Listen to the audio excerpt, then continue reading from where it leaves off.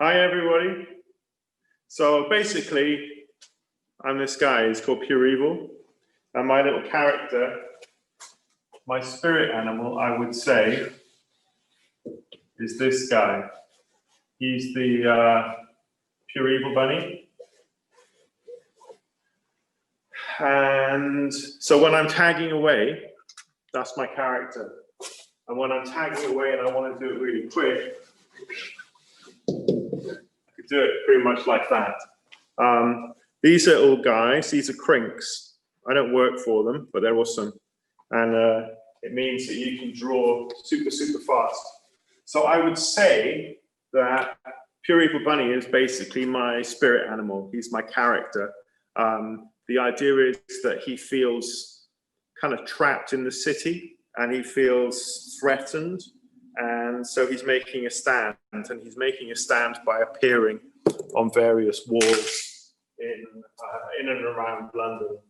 And so over the years, wherever I go, whether it's like Mexico City or Moscow or anywhere that starts with an M or anywhere that starts with any alphabetical letter, I'll generally leave my little spirit animal. So he's like a dog doing a little pee in on a lamppost or something like that. I'm leaving him, and that's my spirit animal. So what I want you to maybe think about is, if you've got like a piece of paper or something like that, get a pen, get a pencil, shout out to mum or dad, or shout out to your grandma. Say, I need a pencil or a pen, or you need a crink, or you need anything, basically. You can basically use anything.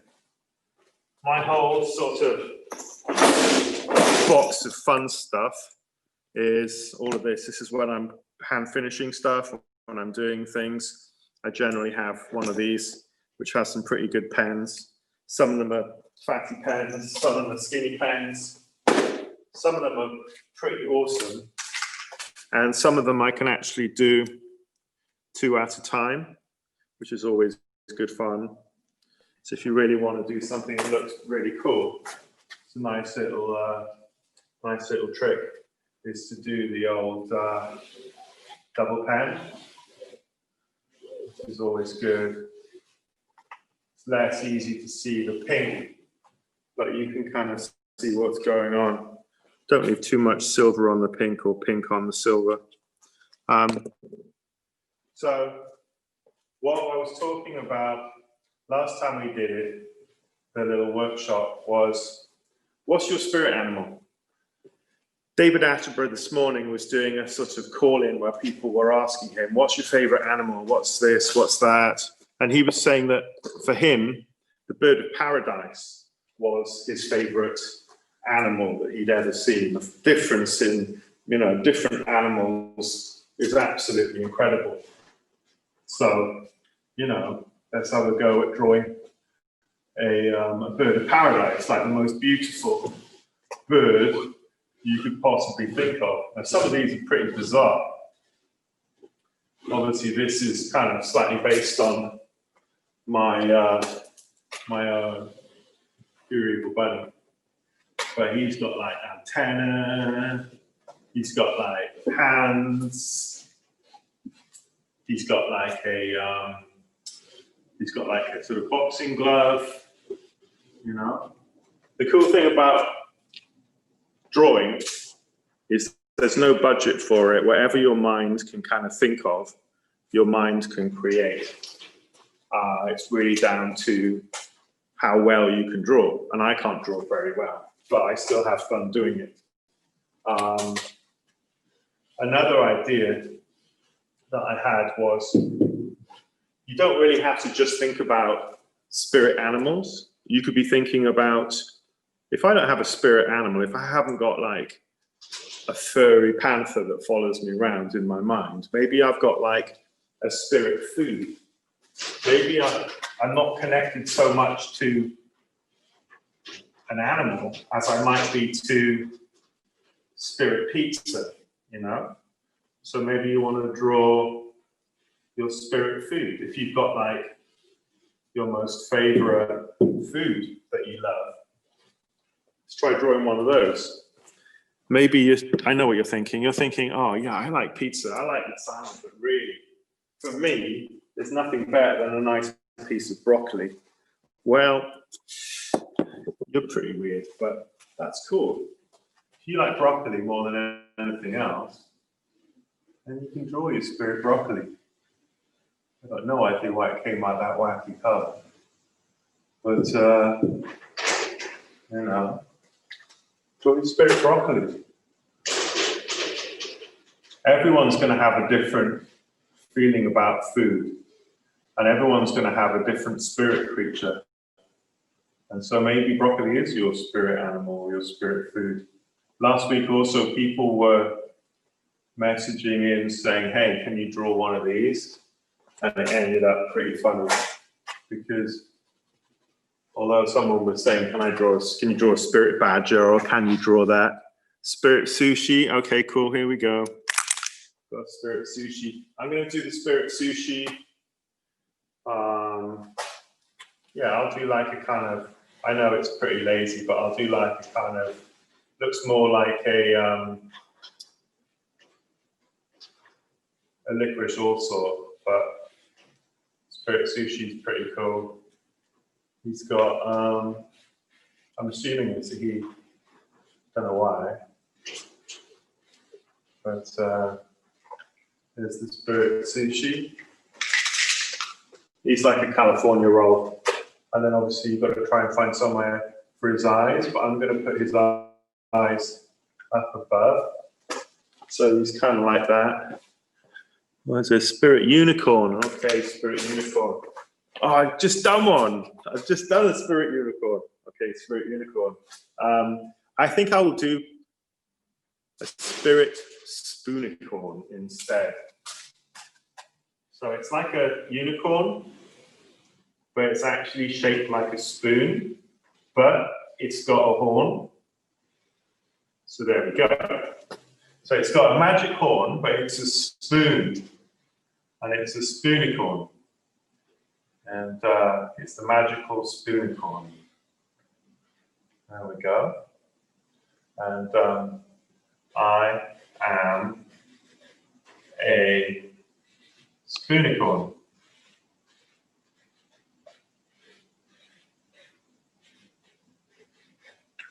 If you're also drawing and you're doing this kind of like drawing this and drawing that, there's a couple of things that are really cool to draw. One of them is the, I guess I'll call it the swirly star. Start off with, this is like the basic one, 1, 2, 3, 4, 5. Okay, but if you want to do a really cool one, try and make it loopy. So it's loopy, loopy, loopy, loopy. Takes a bit of practice, but if you get down to it, you can do them pretty fast, like that. And also, say for example, if you're walking through the streets of Mexico, and you're like, I'm just walking down the street, you know, and then you're like, I'm off. I'm not encouraging you to draw on the streets because obviously that's really naughty. Another little kind of nice thing to sort of decorate your spirit animals, feeling the love for them, is little hearts, little flowers. There we go. And little turnips, they're always nice to draw. And there's not a lot of people who draw turnips. So, and you could do like a turnip surprise, where you like surprise your family with a delicious turnip surprise. And the surprise is, it's just a turnip. Eyes. Here we go. But obviously, turnip surprise has got to have some pretty cool eyes. Did it. You know, it's like a little happy turnip. Sound like Bob Ross. Draw happy turnips. Right, I got some pink here. What about a Godzilla? No. Spirit snail. Yeah, I'm down with the spirit snail vibes. Let's get me a pale blue. So yeah, we've got We're zooming, we're Facebooking, and that's really blurry, and the audio is not working, and then we're Instagramming. So Zoomer guys, we're getting the words from over here. So what do we say I was gonna do? Godzilla? No, friendly squirrel. Gotta do the friendly squirrel. Okay, let's do the avocado first. Then I'll do the Godzilla, and then we'll do the friendly squirrel. Obviously, this is actually wrong because, well, it is right, I guess. Spirit avocado's got like one of those, little seed in the middle, and then it's got that foul. But if you think about it, and I know we're like considering doing a Godzilla, the actual skin of an avocado is actually a bit like the skin of a Godzilla. So I'm just going to do a sort of Godzilla avocado, because then that gives me more time to draw Spirit Squirrel. And yeah, there we go. Obviously, he's going to have another little eye. And sometimes with the eye thing, it's good to do just a little highlight. Just like a tiny little highlight. There we go. Makes it happen, doesn't it? Just pops it. And then, oh. Darken his legs up a little bit. I mean, obviously, as a Godzilla, he's not really that terrifying, but what he can do is he can spit seeds everywhere. He spits like avocado stones. So if you get hit in the face with an avocado stone that's been propelled from a avocado Godzilla, it's pretty painful. It's pretty awful, actually. Right, I just need to center myself and bring this squirrel to myself. So I don't know if anyone's seen, I've had like a little interaction with a fat squirrel that comes to my house. Well, he comes to my artist studio and he just rocks up, and he expects me to feed him. And now he's got to the stage where he's actually kind of just knocking on my door. And then he's just like, Rick, let me in. I'm ready. This is starting to look like a Pokemon already.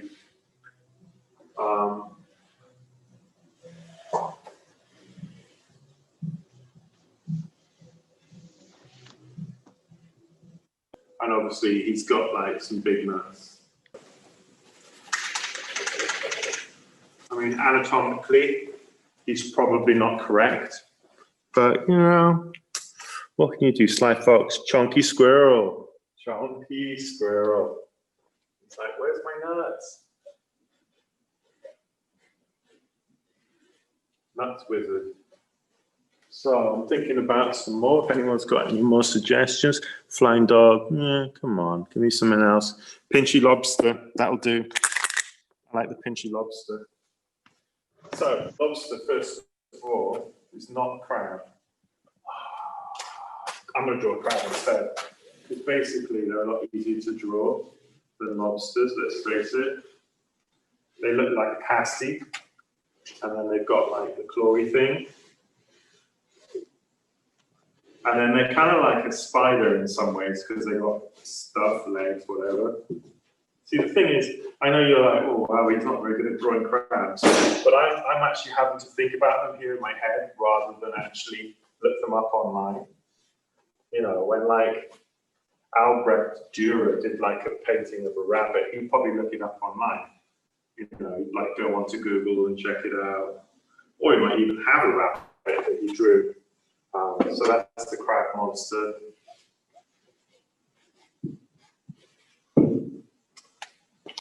I'm also going to do some letters, because if you're doing all of this kind of stuff, it's always good to have some nice letters to go with it. So you've got A, B, C, D, E. You do like a little cross there to make it cool. Or dots, F. Last time we did this, I got the alphabet wrong. I've been practicing A, B, C, D, E, F. G, double letters, H, I, J, K, bubble letter, L, and this is a nice one because you've got the bubbles on the top and then you've got bubbles on the bottom. It's pretty cool. L, M, N, O, little cross in the middle, P,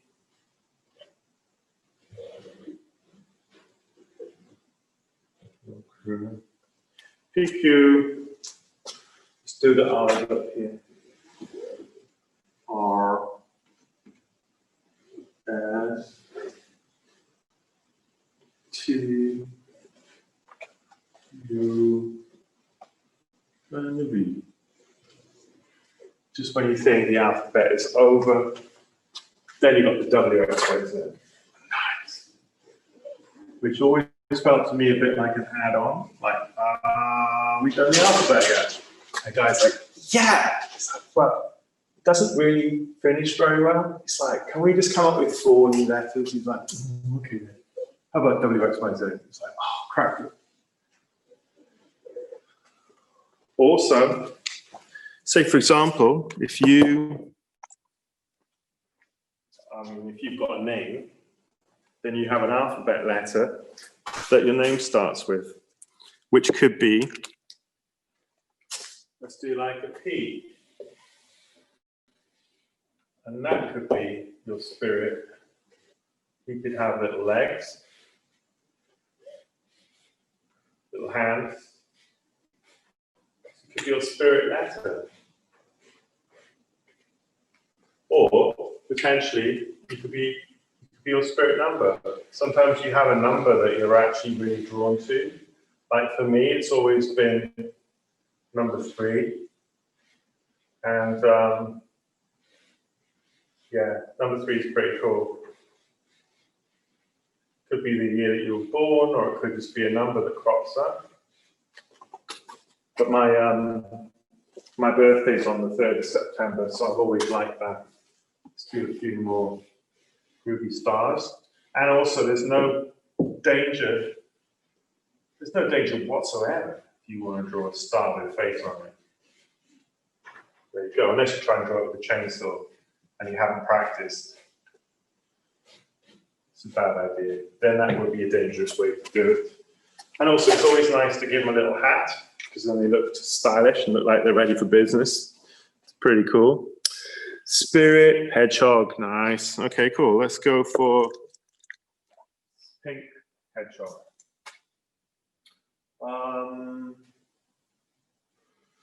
Let's see. Hedgehog, spiky.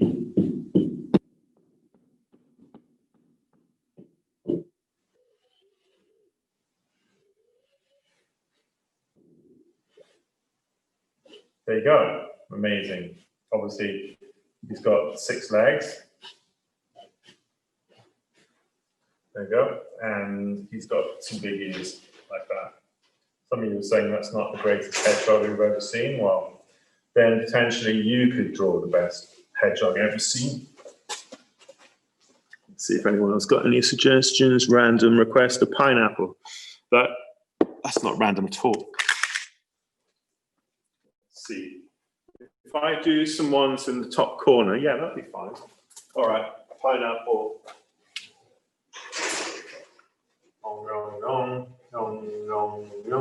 Obviously, if it was in a more pineapple-y color, it would be more of a pineapple. But you know what? Due to budget cuts, we don't have any pineapple colors. And also, it looks a little bit like an owl. So it could be like a pineapple owl. You know, with like a few wings, like that. Pretty cool. And obviously, he's got a sort of cool hat. Pineapple.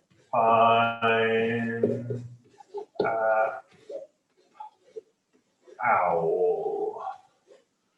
So remember, if you're drawing and it's your drawing, there is no way that anyone can tell you you've done it right or you've done it wrong. I know like art teachers try to say, hey, this isn't the right way to do it. Well, guess what? There is no right way to do it. If you decide that you want to do something different, then do it. I've got a lot of books about Picasso, and I was joking with the whole kind of art car boot fair Picasso sucks thing, because I think he's actually like a really cool guy. He's probably not the greatest husband, but he's an amazing artist. And when he was doing amazing art, all kinds of people were like, oh, that's rubbish, that's awful. And, you know, if he listened to everybody, he would have basically just stopped. People wouldn't have wanted him to sort of, you know, make art and do stuff. But he persevered, and he basically persevered because he didn't let other people tell him what to do. And, you know, obviously there's times when, you know, your mum says, don't walk into the fire, then you probably don't want to walk into a fire. You don't have to be so determined not to follow their advice. But sometimes, if you've got a hunch that you're doing the right thing, then you have to kind of persevere with it. There was a thing we watched last night about a filmmaker, and she started doing films, and all of her community said, oh, you can't make films about that. And she didn't listen to them, and she ended up making amazing films. And so sometimes, if you're the artist, you're the boss, you know? At least you're the boss of the artwork. You're not the boss of, like, the business that you work for, unless you own the business that you work for. Superhero? No, there's enough superhero artworks out there. So the art fair is now going to be switching over to something else. So we're going to say goodbye to the Art Car Boot Fair guys, and then I'll wrap it up. Thank you very much for tuning in.